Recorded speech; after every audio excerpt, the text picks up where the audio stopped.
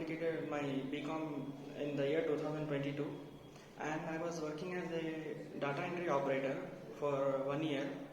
But I wanted to join into IT field and I get into the software. So from my friends, I got to know about the QSpiders Institute. So immediately I came here and I joined the institute. After joining the institute, it was really a change, a really big change for me. The QSpiders, the trainers are very, highly professional and very good, which really helped me a lot in getting into IT field. So yeah, I'm really thankful to QSpiders for getting me into IT field, and yes, thank you so much.